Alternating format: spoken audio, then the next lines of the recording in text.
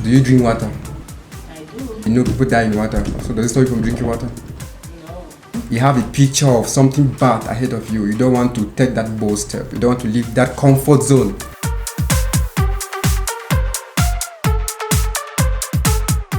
You're welcome back to the show, viewers. This time around, we're going to be having our panelists to talk about the right age for traveling abroad. So, you know, for some people, for some reasons or the other, they think it's preferable for you to travel in your mid-20s, others think it's preferable to travel in your mid-30s, mid-40s, and even at old age. So, I'm going to be beginning this time around with the members on my right. What do you think is the best age to travel abroad? I believe the right age to travel abroad is in your 20s. Okay. When you see strong, you're agile, yeah, you can walk. Okay. Yeah, not when you're old and you're weak. I will not advise somebody at the age of 40 or 35 and above to travel abroad. Alright, and Ernestine, you have a contrary view to that? Well, not really contradictory, but similarly, I think 25 to 30 is more appropriate to me because at that age you have a focus. You know what you're going to get there. Unlike the younger youth who easily engage into illicit drugs. You're talking about drug abuse over there. Okay. So I think 25 plus or 30. What do you think is the best age to travel abroad? In your early 20s to travel abroad, because in your late 40s you should be coming back. Exactly. So invest in what you have actually acquired from bush. Alright, if I want to take you down memory lane in the first part of this discussions, you said you're planning to travel anytime soon. Are you in your 20s? No, I'm not. You missed the period. No, this is what you have to understand. When I talked about traveling abroad by all means, that is when you're struggling. That's when you do not have. Okay. But I was not suffering at that time. Do you understand? In my early 20s, I was good. I was fine. So this is just for me to maybe add something to it. And then also for me, particularly, it's exploit. To exploit, have fun, kind of. So this is me adding to what I already have. Alright, Erica. If you must travel abroad, your reason should also comply. So the age will be determined by the reason. For instance, somebody can be traveling for studies. Okay. You cannot compare that to somebody who is traveling for business purposes. You get the point. Yes, exactly. Right. And also others go for professional reasons, others go for touristic reasons, entertainment and all the like. So your reason should justify the age. Alright, so it's not just about the best age, it's about the purpose of traveling abroad. And now, maybe we have some concrete examples, family members, friends, relatives who actually traveled at a particular age, made it or didn't make it. As I said earlier, that I have a brother who traveled abroad some few years ago, in his early 20s actually, and he has made it so well, so well. So. Alright, Ernestine? Yeah, most of my family members traveled around that age, 25, 30. Okay. Yeah, because when they traveled at that age, they actually going into work because they had already obtained their degrees here. Alright, so judging from what you just said, you recommend that before crossing to the other side, you should at least have. Yeah, you're going as a professional. You're going as someone with skills already. Don't go as a beggar because I'm going to school there. I mean, having nothing to do, it's really not easy, and that is what actually makes most of them go into drug abuse. They start doing illegal activities just to make money and take care of bills. But if you're living here as a professional, maybe a trained somebody, yes, you can easily make it there than someone who just left home with no educational background or no skills. Yeah. It brings me back to the point that going abroad is not for everybody. Okay. They still stay here and make it big. I say so because I know somebody, an acquaintance, who wanted to travel abroad. She has filed for documents severally, but it wasn't successful. So while doing so, she was learning a trade. She was learning hair braiding and styling, so that when she goes abroad, she will have a business to fall back on. But since she tried to no avail, she then ensued with the documents for her child, and just once they were successful. So her child traveled abroad. She stayed back here, and since she learned a trade, with the intent of going to explore abroad. She settled here and has opened a salon which is doing very well and employing the services of others. So traveling abroad is not for everybody. You can still stay here and make it big.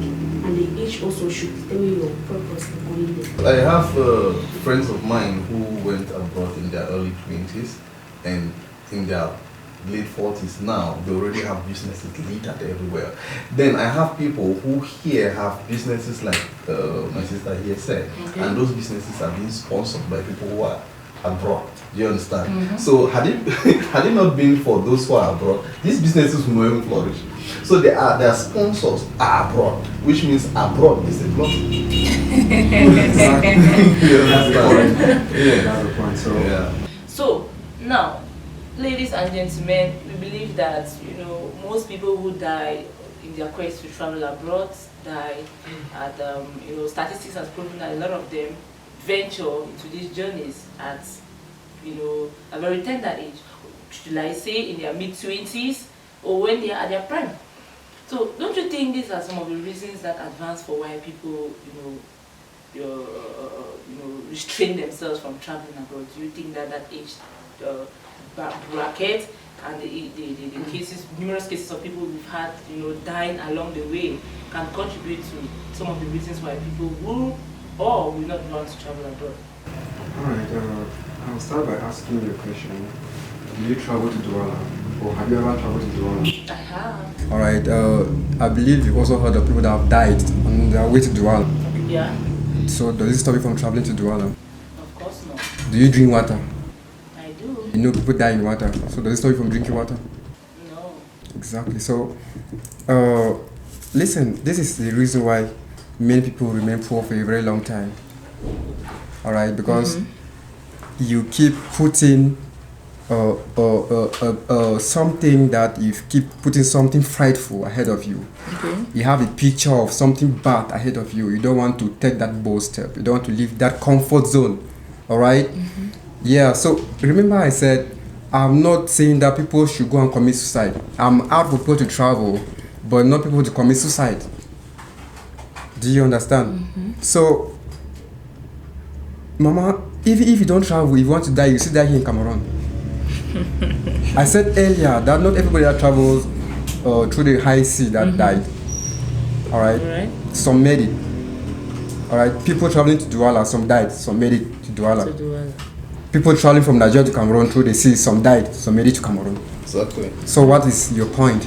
It's better to cry in a Range Rover than cry on a bicycle. Exactly. Alright, now the point you're making is well established, but don't forget that people have different strengths and different weaknesses.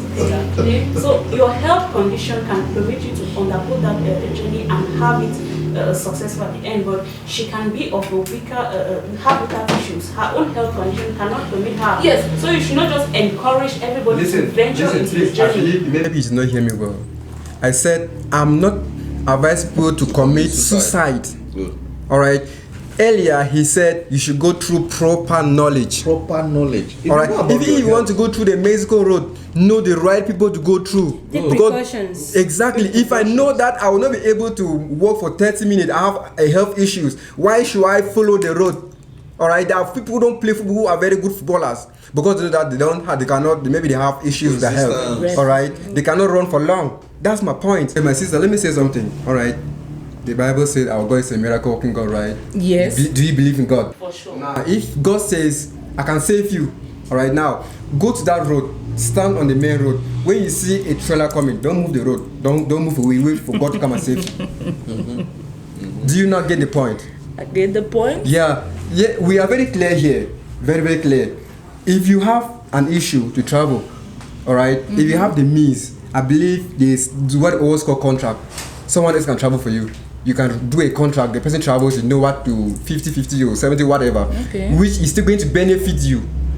All right, I know people who have done that and are doing well. Mama, you must travel. If you know, say you go die for road. No go. That's something he's bringing up. The issue of contracts, which I want to say that I'm still getting to embrace myself with. But Mr. T, I don't know if you have ample knowledge about that, because before now I used to think that, for instance, with the cases of lottery, if you win lottery, the lottery, you are entitled to go by yourself. Maybe you have deeper knowledge as far as the issue of contract is concerned. No. I must say I don't have mastery about this contract or something, but I'm really very interested in it. So I would like you to give me an explanation about how that works. Alright, I guess in our subsequent editions, Sure, you might want to try that. Yes. We are talking about young people here, and some of these young people take decisions even without the notice of their parents. Yeah. But then again, some parents are, they are at the forefront of everything that concerns their children, especially when they are in their mid-20s, late 30s even. So, do you think that some parents are to be blamed, for this whole idea of migration, traveling abroad? I want to say yes, in some cases though. Okay. But the cases are rare. Why?